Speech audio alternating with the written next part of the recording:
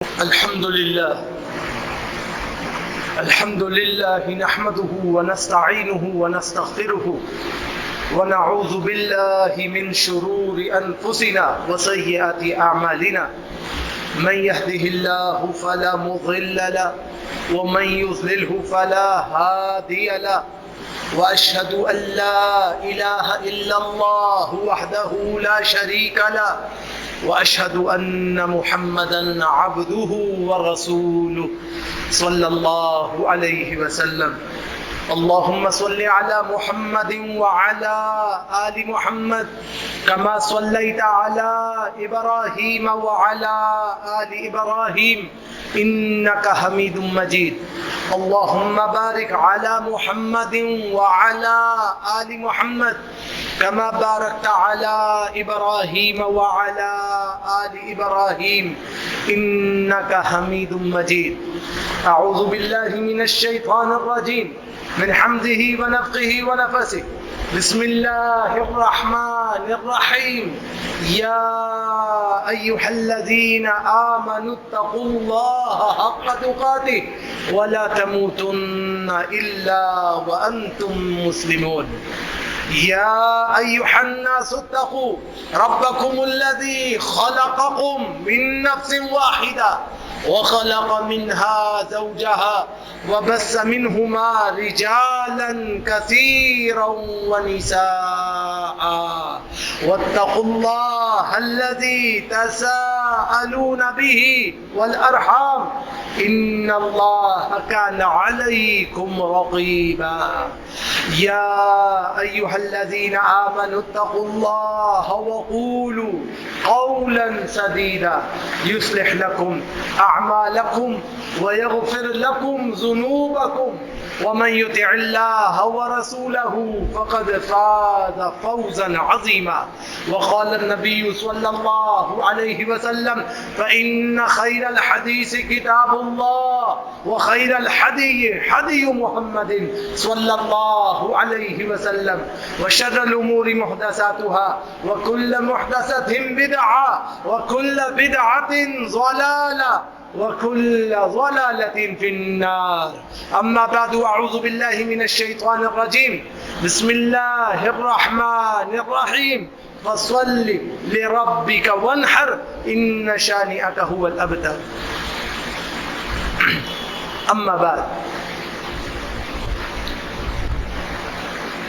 انتہائی مختصر سی حمد و ثنا کے بعد سورۃ الکوثر آیت نمبر 2 میں اللہ فرما رہا ہے فصلی لربک. اے پیارے محبوب جناب محمد الرسول اللہ صلی اللہ علیہ وسلم، جب عید کا دن آ جائے تو کیا کرے؟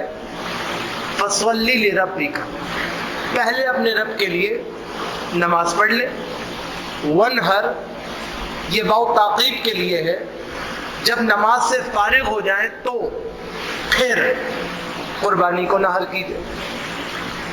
پہلے نماز پھر قربانی، پہلے عبادت فرضیہ پھر عبادت تطوعیہ، پہلے فرض پھر سنت، پہلے لازم پھر ملزوم.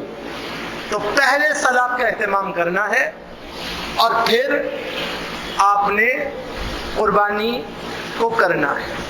اللہ کے پیارے نبی جناب محمد الرسول اللہ صلی اللہ علیہ وسلم ارشاد فرماتے ہیں کہ اللہ تعالی نے فرمایا سورۃ الانعام آیت نمبر 162، قل ان صلاتي ونسكي ومحياي ومماتي للہ رب العالمین. اے اللہ کے پیارے نبی جناب محمد الرسول اللہ صلی اللہ علیہ وسلم اپنے صحابہ کو بتائیے 4 چیزوں کے بارے میں. ان صلاتی، بے شک میری تمام نمازیں، چاہے فرضی ہوں چاہے نفلی ہوں چاہے سنت ہوں چاہے رواتبات ہوں، تمام صلاتیں. ونسکی، اور میری تمام تر قربانیاں اور میرے تمام امور العبادات، یہ سارے کے سارے. ومحیایا، اور میرا زندہ ہونا اور زندگی میں رہتے ہوئے کام کرنا. ومماتی، اور میرا مرنا اور مرنے کی تیاری کرنا.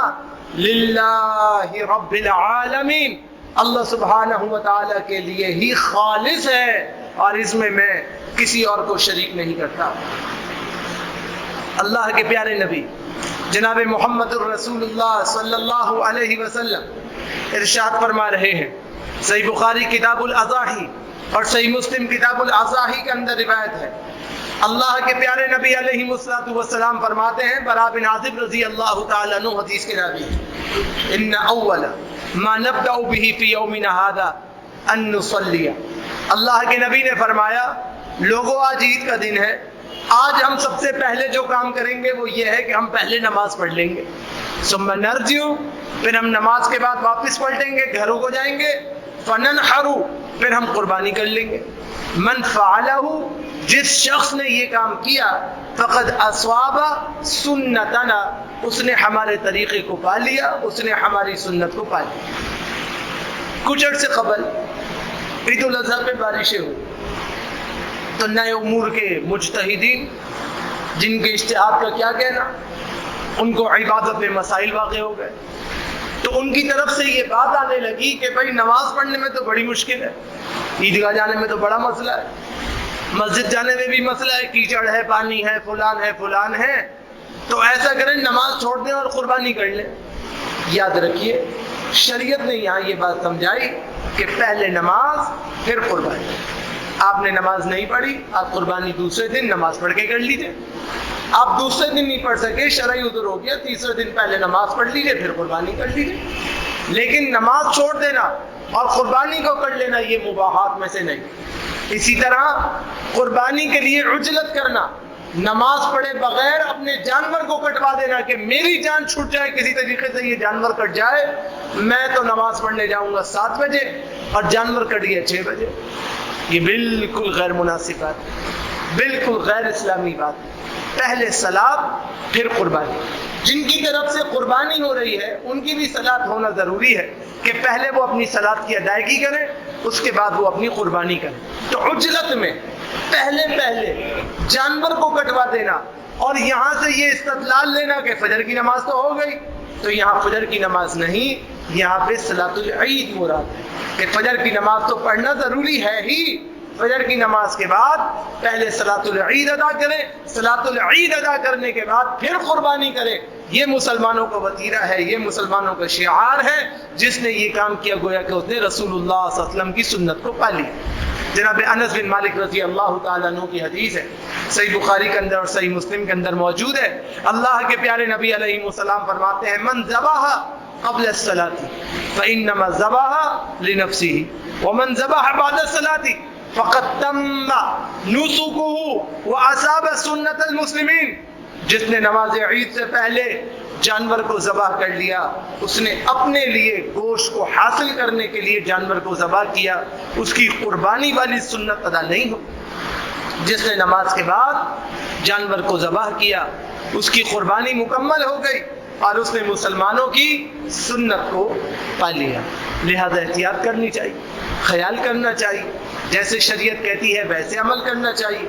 صحیح بخاری کتاب الاضاحی کی روایت ہے، جناب انس رضی اللہ تعالیٰ عنہ کہتے ہیں، کان النبی صلی اللہ علیہ وسلم یضحی بکبشین، اللہ کے نبی علیہ السلام ذبح کرتے تھے 2 مینڈوں کو، وانا اضحی بکبشین، اور میں بھی ذبح کیا کرتا تھا 2 مینڈوں کو، کیونکہ اللہ کے نبی علیہ السلام کو مینڈے پسند تھے، دمبے پسند تھے، مڑی ہوئی سینگوں والے، کالے کالی چٹی والے، پھر اس کے اوپر کالے رنگ کے دھبے ہو، ٹانگیں کالی خود سفید ہو، منہ کالا خود سفید ہو، اس کے بیٹھنے کی جگہ میں ایک کالے رنگ کا دھبا ہو، بڑے ہی خوبصورت قسم کے یہ مینڈے ہوتے ہیں۔ اللہ کے نبی علیہ السلام کو یہ بہت پسند تھے، تو اللہ کے نبی علیہ السلام اس کی قربانی کرتے تھے۔ تو صحابہ اکرام میں جس کو سکت ہوتی وہ ڈھونڈتا اور ڈھونڈ کے لاتا ایسا خوبصورت جانور اور پھر اسے اللہ سبحانہ و تعالیٰ کے راستے میں قربان کر دیا کرتے۔ یہ رسول اللہ صلی اللہ علیہ وسلم کی سنت سے ثابت۔ اللہ کے نبی علیہ السلام عرفات میں تھے تو اللہ کے نبی علیہ السلام نے فرمایا، مسند امام احمد کے اندر اور سنن ابی داؤد کے اندر روایت موجود ہے، سنن ترمذی کے اندر اور سنن نسائی کے اندر بھی موجود ہے، اللہ کے پیارے نبی علیہ السلام نے فرمایا، یا ایھا الناس ان علی اہل کل بیت فی کل عام उज़हिया, ए लोगो याद रखो कुर्बानी तमाम सालों में जो आने वाले हैं तमाम घर वालों पर सुन्नत करार दी गई है। लिहाजा जिसकी सकत हो वो कुर्बानी ज़रूर करने की कोशिश करे, भले एक जानवर कर ले पूरे घर की तरफ से, अलग अलग फट की तरफ से अलग अलग जानवर कर ले, मगर ये सुन्नत मुअक्कदा है, इसका एहतमाम करे, जानबूझ के बिला उज़र बिला वजह इसमें तामुल और सुस्ती ना करे, ये बात पसंदीदा नहीं है। जनाब अबू हुरैरा रज़ी अल्लाह ताला अन्हु हदीस के रावी हैं, मुस्नद इमाम अहमद के अंदर और सुनन इब्न माजा के अंदर और सुनन दारिक़ुतनी के अंदर और मुस्तदरक अल सहीहैन के अंदर और रिवायत मौजूद है। अल्लाह के प्यारे नबी अलैहिस्सलाम फरमाते हैं, मन कान लहु साअत, जिसके पास गुंजाइश है, वलम युज़ाही, फिर भी वो कहता है मैं कुर्बानी क्यों करूं, भला मुझे इससे क्या नफा होगा, फला यक़रुबन्ना मुसल्लाना, वो हमारे ईदगाह में आने की ज़हमत ना फरमाए, इसलिए कि उसने एक ऐसा काम किया है जो अल्लाह को पसंद ही नहीं। अल्लाह को तो कुर्बानी करना पसंद है, आजिज़ी के साथ इंकिसारी के साथ कुर्बानी करना पसंद है, रियाकारी से पाक कुर्बानी करना अल्लाह को पसंद है। लिहाजा कोशिश करे कि जहाँ तक हो सके, जिस कदर हो सके, रियाकारी से बचते हुए कुर्बानी करे और कुर्बानी करने की भरपूर कोशिश करे और इसका एहतमाम करे। जनाब अबू उमामा इब्न सहल रज़ी अल्लाह ताला अन्हु इरशाद फरमाते हैं, इमाम बुखारी रहमहुल्लाह हदीस को अपनी किताब में दर्ज फरमा रहे हैं, फरमाया कुन्ना नुसम्मिनुल अज़हियता बिल मदीनती व कानल मुस्लिमून युसम्मून। अल्लाह के नबी अलैहिस्सलाम की सुन्नत क्या थी?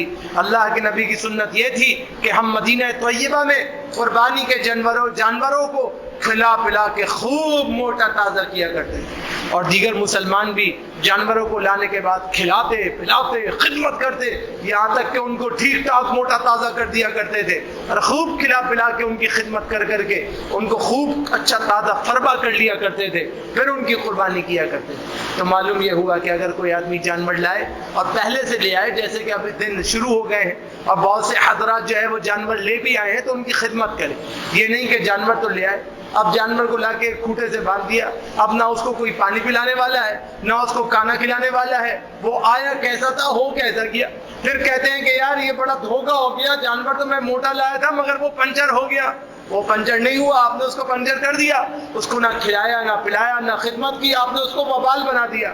हर वक्त तो आप उसकी बुराई कर रहे हैं कि ये जानवर ऐसा कर रहा है, अभी यूं हो रहा है, अभी वो हो रहा है। आपकी सकत पहले से लाने की नहीं है, आप इख्तितामी दिनों में लाइए, मगर आपने उसे जो बवाल बना लिया है, बोझ बना लिया है और उससे आप परेशान हो गए हैं और उसने आपको परेशान कर दिया है, तो ये जो बातें ज़बान से हमारी और आपकी निकलती हैं ये अच्छी नहीं। लिहाजा इसके अंदर एहतियात होनी चाहिए। जानवर लाएं तो भाई उसकी सफाई भी करनी पड़ेगी, उसको नहलाना भी पड़ेगा, उसको खिलाना भी पड़ेगा, उसको पिलाना भी पड़ेगा। अब आप कहें ये खाता कितना है, इतना खा जाता है, अबे ये तो कितने की कुर्बानी पड़ गई, आप रोजाना हिसाब लेके बैठ गए, कहीं तो बड़ी मुझे महंगी पड़ गई, तो भाई फिर आपको पहले से नहीं डालनी चाहिए। अब आप ले आए हैं तो अब खिदमत करें। अब ये ना देखें ये घास ज्यादा क्यों खा रहा है, ये भूसी ज्यादा क्यों खा रहा है, ये चारा क्यों खा रहा है, ये कचरा क्यों नहीं खा रहा, ये फुला क्यों नहीं कर रहा है, ये बात मुनासिब नहीं। लिहाजा इन बातों से इज्तिनाब की जरूरत है, ये सवाब को खत्म करने वाली बातें हैं, इन तमाम बातों से इज्तिनाब की जरूरत है। लिहाजा शरीयत ने जिस तरह कहा वैसे अमल करें। जब जुल्हज्जा का चांद नजर आ जाए तो क्या करना है, अल्लाह के प्यारे नबी जनाब मोहम्मदुर रसूलुल्लाह सल्लल्लाहु अलैहि वसल्लम की सुन्नत पे अमल करना है। जनाब उम्मे सलमा रज़ी अल्लाह ताला अन्हा हदीस की रावी हैं, इमाम मुस्लिम रहमहुल्लाह अपनी किताब के अंदर इस हदीस को लेकर आए हैं।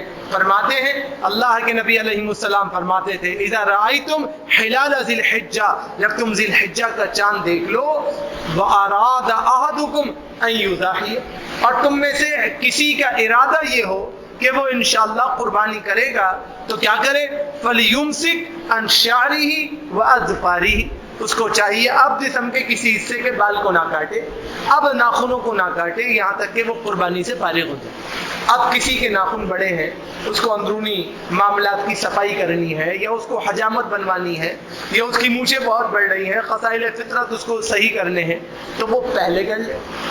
लेकिन इन 10 दिनों में कोशिश करे कि अपने नाखून और बाल ना काटे। اگر بال خود جھڑ جائے یا ناخن جھڑ جائیں یا ٹوٹ جائیں تو کوئی گناہ نہیں، اور اگر کاٹ بھی لے تو کوئی گناہ نہیں۔ لیکن سنت کیا ہے؟ سنت یہ ہے کہ انسان عاجزی انکساری کا اہتمام کرے، ان دنوں میں نہ کاٹے، اس لیے کہ اللہ کے نبی علیہ السلام نے اس سے منع کیا، اور اس کے بعد پھر اگر ان کو کاٹنا ہے تو کاٹے، جیسا کہ شریعت میں واضح طور پر موجود ہے۔ امام نووی رحمہ اللہ ارشاد فرماتے ہیں کہ جان بوجھ کر ناخنوں کو کھانا ان لوگوں کا کہ جن کی عادت ہوتی ہے کہ وہ ناخن چباتے ہیں، ناخن کھاتے ہیں، اور ان 10 دنوں میں بھی وہ ناخن چباتے رہتے ہیں، یہ ان کے لیے جائز نہیں کہ وہ ان دنوں میں ناخن کاٹیں۔ اور اسی طرح ان لوگوں کے لیے کہ جن کی عادت ہوتی ہے داڑھیوں کو ٹونگتے ہیں، داڑھیوں کو ٹونگتے ہیں اور موڑتے ہیں اور بل دیتے ہیں، اور بس ٹیوزر کی طرح اپنے ہاتھوں کو چہرے پہ چلاتے رہتے ہیں کہ کوئی بال رہ نہ جائے، فرمایا ان کا بھی یہ توڑنا صحیح نہیں، اگرچہ ان کی عادت بن گئی مگر ان کا یہ توڑنا صحیح نہیں، اس کام سے بھی اجتناب کرنا چاہیے۔ تو جو شریعت نے مقررہ ہے اس کو ویسے ہی لینا چاہیے۔ جناب امام ابن حزم رحمۃ اللہ علیہ اور حافظ ابن کثیر رحمۃ اللہ علیہ بیان کرتے ہیں ان یحیی بن یعمر کان یفتی بخراسان ان الرجل اذا اشترى اضیحا دخل العشر ان يكف عن شعره واظفاره حتى يضاحي۔ قال سعيد قال قتادة فذكرت ذلك لسعيد بن مسيب فقال نعم فقلت عمن يا ابا محمد قال انا اصحاب رسول اللہ صلی اللہ علیہ وسلم۔ خراسان میں یحییٰ بن یعمر ایک مشہور عالم دین تھے، وہ یہ بات فتوے میں دیا کرتے تھے کہ جو شخص قربانی کا جانور خرید کر لائے اور ذوالحجہ کا عشرہ شروع ہو جائے تو پھر وہ قربانی کرنے تک اپنے بالوں کو اور اپنے ناخنوں کو نہ کاٹے۔ جناب سعید کہتے ہیں کہ میں نے قتادہ سے روایت کی تو انہوں نے یہ بات سعید ابن مسیب کو بتلائی تو انہوں نے فرمایا کہ ہاں بالکل آپ نے صحیح بات بتائی ہے اور شیخ کا مسئلہ بالکل درست ہے، بالکل ایسے ہی ہے۔ تو قتادہ کہتے ہیں میں نے پوچھا سعید بن مسیب سے یا ابا محمد، یہ ان کی کنیت ہے، یہ فتویٰ آپ کو کس نے کہہ دیا اور یہ بات آپ کو کس نے بیان کی؟ تو فرمانے لگے کہ مجھے تو رسول اللہ صلی اللہ علیہ وسلم کے اصحاب یہ بات بتایا کرتے تھے، اور صحابہ اکرام یہ بات کہا کرتے تھے کہ جو آدمی قربانی کا جانور لائے اس کو چاہیے کہ عید الاضحیٰ کے دنوں میں جب وہ لے آیا ہے تو عشرہ ذوالحجہ شروع ہوتے ہی اور ذوالحجہ کا چاند شروع ہوتے ہی اپنے ناخن نہ کاٹے اور اپنے بالوں کو نہ کاٹے، لہذا خیال کریں رسول اللہ صلی اللہ علیہ وسلم کی جو سنت ہے اس سنت کا اہتمام کریں۔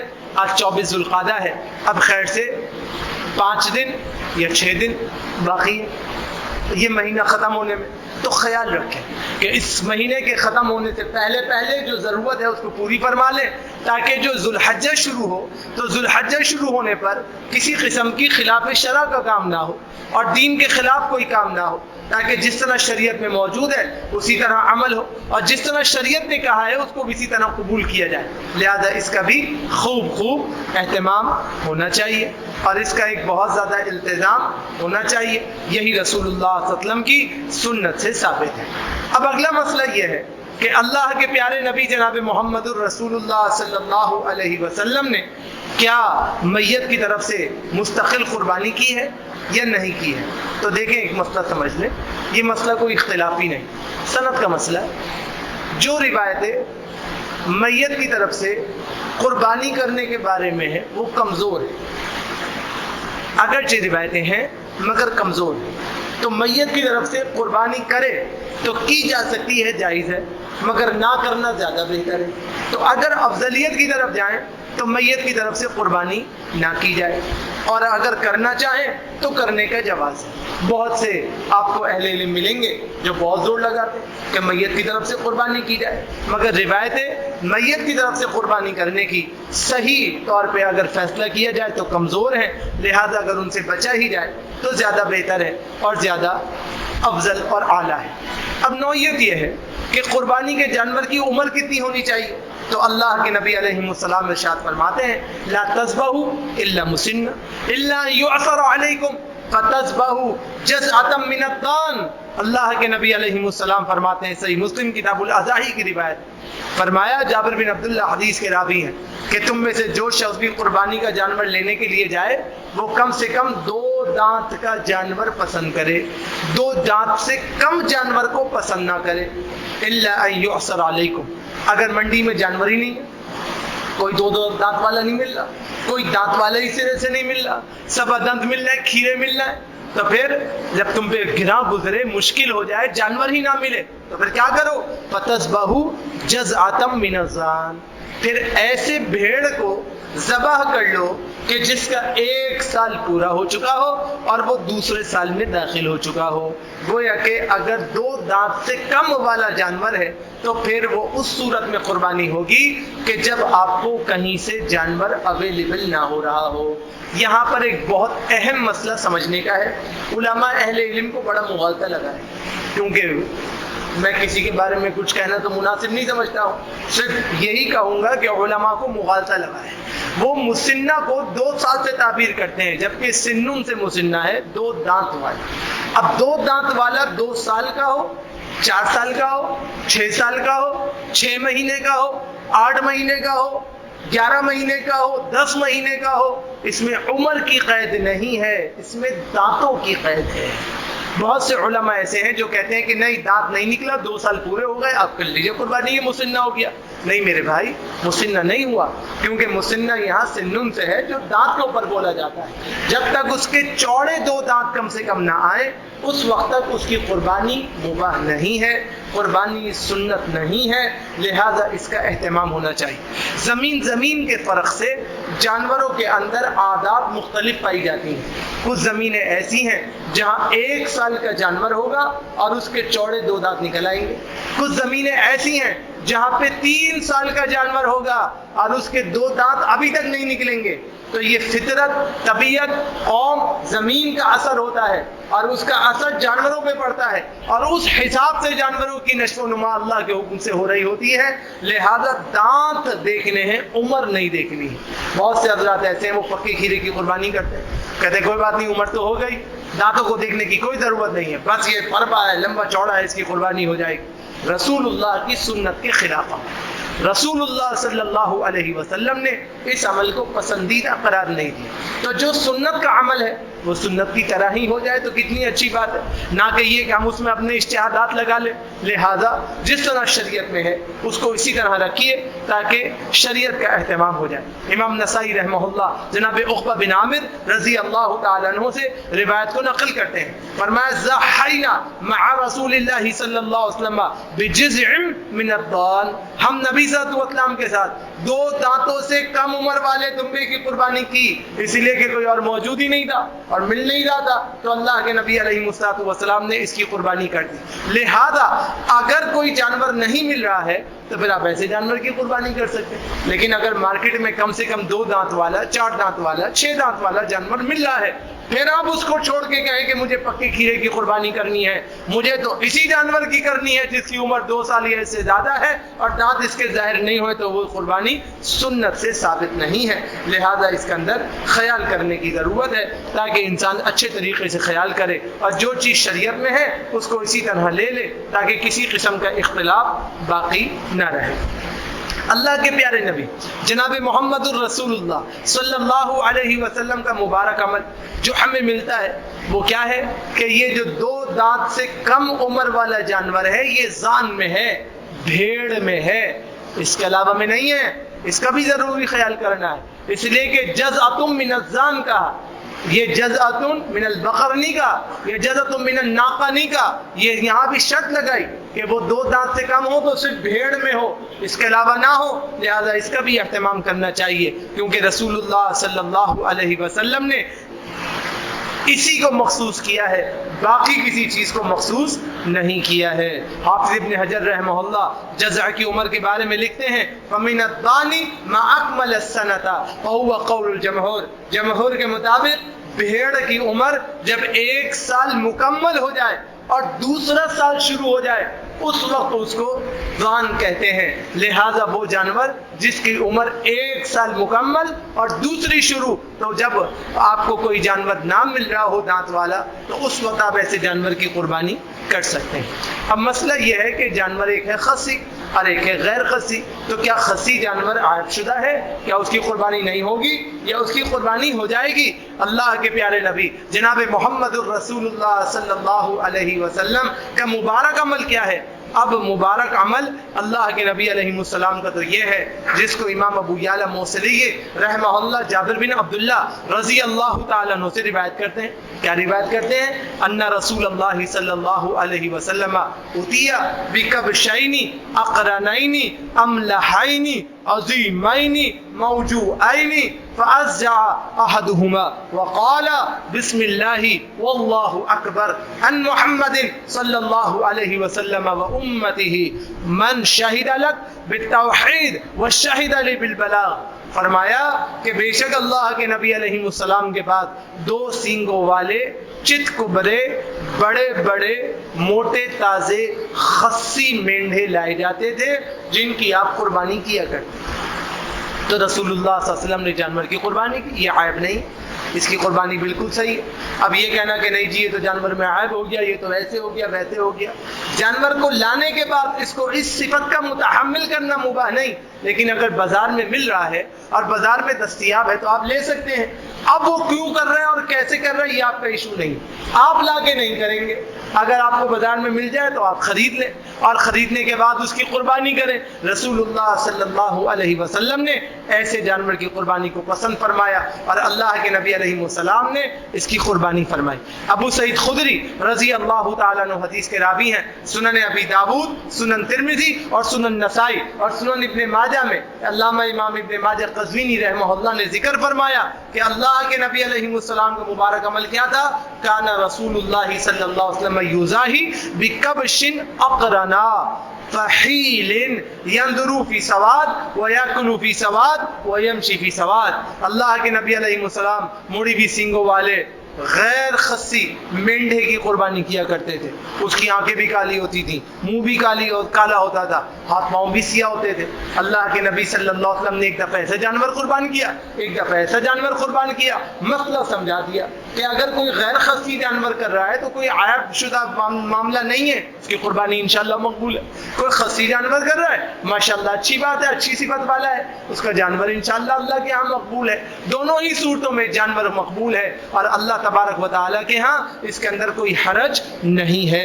لہذا انسان کو جو جانور بہتر سے بہتر ملے وہ بہتر سے بہتر کو حاصل کرنے کی جد و جہد کرے اور بہتر سے بہتر کی طرف جائے. یہ رسول اللہ کی سنت ہے. اب یہاں پر ایک مسئلہ اور ہے جو آج کل کافی ساتھیوں کے ساتھ پیش آ رہا ہے، اور وہ یہ ہے کہ جانور لینے کے لیے جب جاتے ہیں منڈی میں اور دانت دیکھتے ہیں تو دانت تو نکلے ہوئے ہیں مگر پورے نہیں نکلے، پھٹک گئے، مسوڑے سے باہر پھٹک گئے.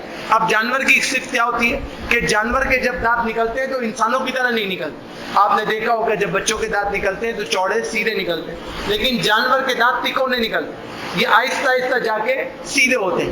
اللہ نے اس کا سسٹم ایسا بنایا ہے تو جب پھوٹیں گے تو تکونے پھوٹیں گے، پھر آہستہ آہستہ آہستہ آہستہ آہستہ آہستہ وہ سیدھے چوڑے بنتے ہیں. جب وہ چوڑے دانت مسوڑے سے پھٹک گئے اور واضح نظر آنے لگے، چاہے وہ تھوڑے سے ہی کیوں نہ ہو، وہ مسنہ ہو گیا، 2 دانت کا ہو گیا، اس کی قربانی جائز.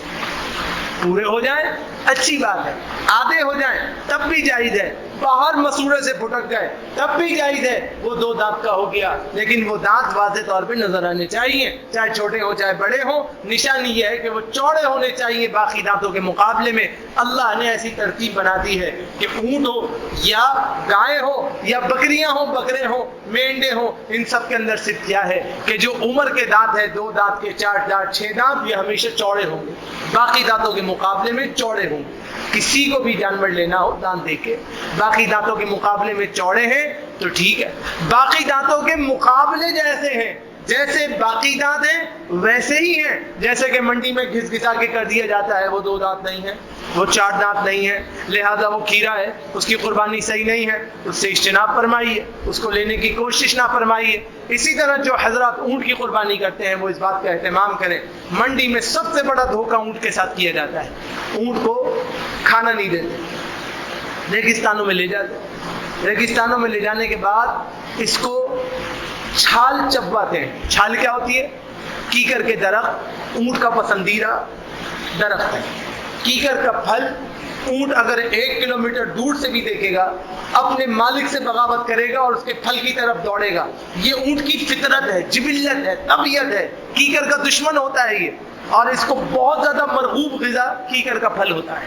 تو کیا کرتے ہیں، کیکر کے پھل پہ لے کے جاتے، پھل اتار لیتے، اب بچی اس کی ٹہنیاں، اس کا تنا، اس کی چھال، اس کی لکڑی جو اس کا اسٹیم ہے، اس کی اسٹیم کی چھلکا، یہ اونٹ کو چباتے ہیں۔ کیکر کی نوعیت یہ ہے کہ وہ سخت ہوتی ہے۔ اونٹ یہ کیوں پسند کرتا ہے؟ اونٹ پسند اس لیے کرتا ہے کہ ریگستان میں رہنے کی وجہ سے بہت سے کیڑے مکوڑے حشرات اس کے دانتوں کے اندر پیدا ہو جاتے ہیں، تو یہ جب خشک کیکر کو کھاتا ہے تو کھانے کی وجہ سے اس کو دانتوں میں سکون ہوتا ہے اور دانتوں میں اس کو سکون ملتا ہے، اس چکر میں یہ اور کیکر کو چباتا ہے۔ یہ جیسے جیسے چباتا رہتا ہے اور مستقل کیکر کی چھال چباتا ہے تو اس کے دانت ٹوٹنا شروع ہوتے ہیں، دانت گرنا شروع ہو جاتے ہیں، یہاں تک کہ سارے دانت ٹوٹ جاتے ہیں۔ اب منڈی میں جانور لاتے ہیں، منڈی میں جانور آنے کے بعد کہا جاتا ہے کہ یہ جو ہے پورے دانت کا ہے اور یہ 8 دانت کا جانور ہے، اور اس کے دانت کیکر کا درخت چبانے کی وجہ سے اس کے دانت جڑ گئے، جبکہ وہ 8 دانت کا نہیں، وہ 2 دانت کا بھی نہیں ہے، اس کے دانت ابھی آئے نہیں۔ ابتدا میں ہی اس کو کیکر کا درخت کھلا کھلا کے اس کے دانت توڑ دیے گئے اور اس کے دانتوں کے ساتھ معاملہ کر دیا گیا۔ ابھی اس کی عمر چھوٹی ہے اور بتایا جاتا ہے یہ تو پورے دانتوں کا ہے۔ اب لوگ اونٹ لے آتے ہیں اور اونٹ لاتے ہیں، کہتے ہیں دیکھو اس کے تو پورے دانت ہی ٹوٹے ہوئے، تو یہ پورے ہی دانت والا تھا، 8 دانت والا تھا، دانت گھس گئے اس کے اور دانت خراب ہو گئے، جبکہ ایسی بات نہیں ہے۔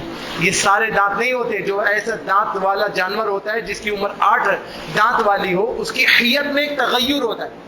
آپ ہمیشہ دیکھیں گے وہ عام نوجوان کے مقابلے میں جب چلے گا تو اس کی پچھلی رانوں میں جھٹکا پیدا ہوگا، اور کبھی پیدا ہوگی، وہ عام جوان اونٹ کی طرح کبھی نہیں چلے گا، اس کے اندر تغیر ہوگا، وہ بیٹھنے میں بھی مسئلہ کرے گا، وہ بار بار زبان کا غبارہ بھی بنائے گا، وہ بات میں تنگ بھی کرے گا، اور مستقل اپنی حیت اور کیفیت میں دوسرے کو پریشانی کا عنصر پیش کرتا رہے گا۔ یہ فرق ہوتا ہے کہ یہ بڑی عمر کا اونٹ ہے یا یہ چھوٹی عمر کا اونٹ ہے۔ لہذا دانت ہمیشہ دیکھ کر، اچھی طرح تحقیق کر کے، اچھی طرح چیک کر کے لائیے، تاکہ جو سنت ہے اس سنت پہ عمل۔ رسول اللہ صلی اللہ علیہ وسلم کی سنت کیا ہے کہ آنکھوں کو دیکھا جائے، آنکھوں میں عیب تو نہیں ہے، آنکھیں ہیں مگر نظر نہیں آتا۔ کیسے دیکھیں گے؟ گھاس دکھائیے، اگر گھاس کی طرف آئے تو اس کو نظر آتا ہے، وہ ایسا گمسم بیٹھا ہے کہ اس کو کچھ دیکھ ہی نہیں رہا، اور دکھایا جاتا ہے کہ جی یہ تو لاکھوں روپے کا جانور ہے۔ بھائی کیا کمال کیا اس نے؟ اس کا کمال یہ ہے اس کی پتلی پہ لفظ اللہ لکھا ہوا ہے۔ یہ سب تماشے ہیں، سارے تماشے ہوتے ہیں اور پتلیوں پہ لکھ دیا جاتا ہے۔ پتلی پہ تو لفظ اللہ لکھ دیا، لفظ محمد لکھ دیا، اس کا نقصان ہوتا ہے۔ نقصان کیا ہوا؟ نقصان یہ ہوا اس کی بینائی چلی گئی، اب اس کی قربانی جائز نہیں۔ آپ لے بھائی ماشاءاللہ اس کی تو پتلیوں پہ لفظ اللہ لکھا ہے، تو بھائی اس کی کیا فضیلت ہے؟ اگر لکھا ہوا ہے چلو مان لیا لکھا ہوا ہے، اس کو نظر بھی آ رہا ہے تو کیا ہوا؟ اس میں تو کوئی فضیلت والی چیز نہیں ہے، کوئی برکت والی چیز نہیں ہے، لہذا اس کا بھی اہتمام ہونا چاہیے۔ تو اس کو نظر آنا چاہیے، چیک کریں، اس کی دم دیکھیں، کہیں دم چپکی بھی تو نہیں ہے، الگ سے لگی بھی تو نہیں ہے، اس کی کان دیکھیں، کان ٹوٹے ہوئے تو نہیں ہے، پھٹے ہوئے تو نہیں ہے، چیرے ہوئے تو نہیں ہے۔ غیر اللہ کے نام پر جب جانوروں کو چھوڑا جاتا ہے تو ان کا کان اوپر سے نیچے لمبائی میں چیر دیا جاتا ہے، نشانی کے لیے۔ جنگلوں میں جب جانور کو چھوڑا جاتا ہے تو اس کے کان میں سوراخ کیا جاتا ہے، جس کے کان میں سوراخ ہو اس کی قربانی جائز ہے، جس کے کان میں چھوٹا سا کٹ لگایا گیا ہو نشانی کے لیے اس کی قربانی بھی جائز ہے، لیکن جس کا کان اوپر سے نیچے پورا چیر دیا گیا ہو یہ علامت ہے کہ اسے غیر اللہ کے نام پہ چھوڑا گیا ہے۔ جیسے مسلمان آج کل بہت خالص ہوتے ہیں، ایسے غیر مسلم بھی بہت خالص ہوتے ہیں، تو جو معبودین باطلہ کے نام پہ جانور ہوتے ہیں انہیں جمع کر لیا جاتا ہے، اور ان کے عابدین انہیں مسلمانوں کے ملک میں پیسے لے کر ہنکاتے ہیں، اور وہ ہانکنے کے بعد جیسے ہی سرحد کو پار کرتے ہیں ان جانوروں کو پکڑ لیا جاتا ہے، اور پکڑنے کے بعد پیسے پہنچا دیے جاتے ہیں اور ان کو منڈیوں میں لا کے فروخت کیا جاتا ہے۔ آپ کہتے ہیں واہ واہ کیا جانور ہے، یہ جانور دیکھنا ہے کہ اگر غیر اللہ کے نام پہ چھوڑا گیا ہے، اس صفات کا متحمل ہے، تو پھر اس کی قربانی نہیں ہو، لہذا اس کا خیال کرنا ہے، اور اس کے پاؤں دیکھنے ہیں، اس کے کھر ٹوٹے ہوئے تو نہیں ہیں۔ بہت دفعہ جانور کے کھروں میں بیماری ہوتی ہے، بیماری والے کھل کی نشانی یہ ہے کہ اس کے دونوں ناخنوں کے بیچ میں فاصلہ ہوگا، وہ دونوں ناخن چرے ہوئے ہوں گے، اگر وہ چڑا ہوا ہے اور وہ جانور صحیح طور پہ کھڑا نہیں ہو رہا ہے تو اس کے اندر بیماری ہے، اس کے کھروں میں کیڑے ہیں اور اس کے کھروں میں شدید بیماری ہے جس کی وجہ سے وہ کھڑے ہونے سے قاصر ہے، اس کو بھی دیکھنا چاہیے اور اس کا بھی اہتمام ہونا چاہیے کہ دیکھیں کہ صحیح چلتا ہے نہیں چلتا۔ اتنا لاغر جانور ہے کہ آپ اس کو اکیلے بھی دوڑائیں تو وہ دوسرے نمبر پہ آئے، ایسے جانور کی قربانی شریعت میں مقبولہ نہیں ہے۔ جانور صحیح طور پہ چلنے چلانے والا ہو، اس کے اندر کسی قسم کا عیب نہ ہو، صرف یہ نہ دیکھیں کہ اتنا بھاری جانور ہے، اتنا بھاری جانور ہے کہ بھائی سبحان اللہ وہ اتنا بھاری جانور ہے کہ اس سے کھڑا ہی نہیں ہوا جا رہا، وہ کھڑا ہو ہی نہیں سکتا، وہ کہتا ہے بیٹھا ہوا ہے چرپائی پہ بیٹھے بیٹھے بکے گا، بیٹھے بیٹھے کٹے گا۔ ایسے جانور کی قربانی مشکوک ہے۔ کیوں؟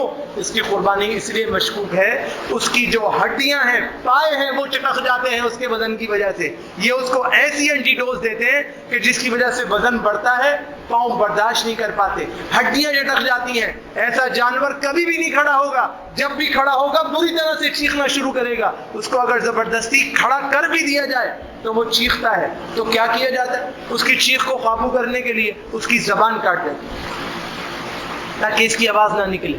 یہ ظلم کی انتہا ہے، یہ تشدد کی انتہا ہے۔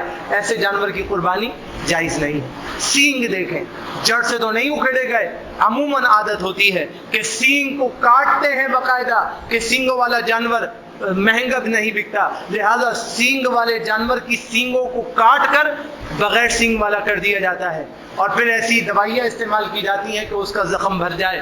نشانی کیا ہے؟ سینگ ٹوٹی بھی جانور ہوگا، سینگ کٹا ہوا جانور ہوگا، سینگ اکھڑا ہوا جانور ہوگا، اس کے یہاں پہ گڈھا ہوگا۔ گڈھا دیکھیے، سر کے اوپر گڈھا تو نہیں ہے، اور اس گڈھے کے اندر کوئی نرم کھال تو نہیں ہے کہ جو باقاعدہ دب رہی ہو، کیونکہ وہ سینگ توڑا گیا ہے تاکہ وہ مہنگے داموں میں بکے۔ ایسے جانور میں مسئلہ یہ ہوتا ہے کہ کیڑے اس کے دماغ تک پہنچ جاتے ہیں اور وہ جانور بیمار ہوتا ہے، مضر صحت ہو جاتا ہے، لہذا ایسے جانور کی قربانی نہیں ہوگی۔ اس کو بھی اچھی طرح سے دیکھا جائے اور جو شریعت میں مقررہ ہے اسی مقررہ دین کے اوپر چلنے کی کوشش کی جائے تاکہ کما قہو شریعت کی مطابقت ہو جائے۔ یہ قربانی کے چند مختصر سے مسائل تھے، چونکہ لوگ جانور لانا شروع ہو گئے ہیں لہذا ضروری تھا کہ ان کے اوپر کچھ توجہ دلائی جائے۔ باقی انشاءاللہ دیگر مسائل زندگی رہے، اللہ کا حکم ہوا تو انشاءاللہ اگلے جمعہ ذکر کریں گے۔ اللہ سے دعا کرتا ہوں رب ذوالجلال ہم سب کو سنت موقدہ پہ خلوص کے ساتھ، اخلاص باللہ کے ساتھ عمل کرنے کی توفیق نصیب فرمائے، دھوکہ دہی سے، ریاکاریوں سے محفوظ فرمائے اور کامل شریعہ پہ مضبوط عمل کرنے کی توفیق نصیب فرمائے۔ اقول قولی ھذا استغفر اللہ لی ولکم ولسائر المسلمین۔ ایک بہت اہم ترین مسئلے کی طرف رہنمائی کرنی ہے، وقت بہت قلیل ہے اور مجھے پہلے اس کے اوپر بات کرنی چاہیے تھی، لیکن بہرحال میں اشارۃ النص میں بات کرتا ہوں، سمجھنے کی کوشش فرمائیں۔ وہ خواتین کہ جو ایام سے ہوں، وہ خواتین جو ایام سے ہوں، رسول اللہ صلی اللہ علیہ وسلم سے صحیح روایتوں کے مطابق ان کا مسجد میں نماز کے لیے آنا جائز نہیں، ان کا مسجد میں آنا بھی جائز نہیں، ان کو مسجد سے جدا رہنے کا حکم ہے۔ یہاں تک کہ عیدین کے اندر بھی حکم دیا گیا کہ وہ آئیں مگر مسلط المسلمین، مسلمانوں کی عیدگاہ سے ذرا فاصلے پر رہیں تاکہ وہ دعا میں شریک ضرور ہو جائیں، تکبیرات میں ضرور شریک ہو جائیں، مگر مسجد میں ایام والی خاتون کا رہنا مناسب نہیں ہے۔ بہت سے حضرات ایسے ہیں وہ امام احمد بن حنبل اور ان کے ماننے والوں کا فتویٰ پیش کرتے ہیں اور وہ کہتے ہیں کہ اس میں تو اختلاف ہے، ایام والی عورت کے آنے کے بارے میں بہت سے علماء قائل ہیں سوائے حنابلہ کے کوئی قائل نہیں، اور حنابلہ میں سے بھی چند لوگ قائل ہیں، باقی سارے کوئی قائل نہیں ہیں۔ جب رسول اللہ صلی اللہ علیہ وسلم نے اجازت ہی نہیں دی تو پھر کہتے ہیں کہ جی دلیل ہے، جانے کی اجازت ہے، اللہ کے نبی علیہ السلام کی صحیح روایت ہے صحیح بخاری کے اندر، ام المؤمنین عائشہ سے کہا کہ ذرا چٹائی پکڑا دینا، ام المؤمنین نے کہا کہ بھائی میں تو ایام سے ہوں، جا نہیں سکتی، فرمایا لیست فی یدی کی، تمہارے ہاتھ میں تھوڑی کچھ ہے، جاؤ ذرا چٹائی پکڑوا دو، وہ کہیں چٹائی اٹھا کے لے آئیں۔ یہاں سے مسئلہ امام بخاری نے یہ نہیں نکالا کہ ایام والی عورت مسجد جائے، یہاں سے امام بخاری رحمہ اللہ نے یہ مسئلہ نکالا کہ ضرورت کے وقت اگر گزرنا ہو تو ایسی عورت کے لیے شریعت نے نرمی رکھی ہے، وہ گزر سکتی ہے، رکنے کا حکم نہیں دیا۔ اللہ کے نبی علیہ السلام نے اسی لیے ام المومنین کو کہا کہ کیوں رو رہی ہو بھائی، حجۃ الوداع میں کیا ہو گیا؟ فرمایا کہ بھائی مجھے تو اللہ کا حکم سے ایام آ گئے، فرمایا کہ لگتا ہے کہ تم ہم سب کو روکو گی، بس تم ایک کام کرو کہ احرام باندھو اور طواف نہیں کرنا۔ طواف کیوں نہیں کرنا؟ اس لیے کہ وہ بیت اللہ کے اندر ہوتا ہے، مسجد حرام میں ہوتا ہے، اللہ کے نبی علیہ السلام نے اس لیے وہاں جانے سے منع کر دیا۔ باقی مینا مزدلفہ عرفات کی رخصت دے دی کہ وہاں چلی جانا، لیکن بیت اللہ میں نہیں جانا، کیونکہ مسجد حرام مسجد کا حصہ ہے۔ لہٰذا ہماری مائیں بہنیں ذرا خیال فرمائیں، اس کے اندر کوتاہی نہ کریں، یہ کوتاہی کا کام نہیں ہے، اللہ کے حکم کی بات ہے، اور اس کو برا بھی نہ سمجھے اور اس کے اندر کوئی حرج بھی محسوس نہ کرے۔ بھئی اللہ کا ایک سسٹم ہے، اللہ نے بنایا ہے، اس پہ راضی رہیں اور جس طرح اللہ نے کہا ہے ویسے ہی کریں۔ اس کے اندر علماء کے خود ساختہ اجتہادات کو ترجیح نہ دیں، کیونکہ رسول اللہ صلی اللہ علیہ وسلم کی سنت یہی ہے کہ ایام والی خواتین مسجد میں نہیں آتی تھیں، امہات المومنین ایام میں مسجد میں نہیں جاتی تھیں اور اجتناب کرتی تھیں، لہذا اس میں اہتمام فرمائیں، جیسے شریعت کہتی ہے ویسے ہی کریں، اس میں حرج نہیں۔ اسی طرح ہماری ایک بیٹی نے کل ایک مسئلہ پوچھ لیا، بھائی اس کے اندر بھی ذرا خیال کریں، وقت میرا پورا ہو گیا ہے اور ٹائم نہیں ہے، لیکن مجھے ضروری بیان کرنا ہے۔ انہوں نے کہا کہ میں ایسی ادویات کھاؤں گی کہ جس کے بعد میں ذوالحجہ کے روزے رکھوں گی۔ اللہ اکبر، اللہ کی بندی ہو، تم سب کو کیا ہو گیا؟ کیا غلط مشورے تمہیں کون دیتا ہے ایسے غلط باتیں؟ یہ بات جب شریعت میں غیر پسندیدہ ہے تو غیر پسندیدہ ہے۔ ہیلے بہانے حجت اجتہادات اپنی طرف سے نہیں لگاؤ بھائی، جو شریعت نے آسانی رکھی ہے اس کو آسانی کے ساتھ رکھو۔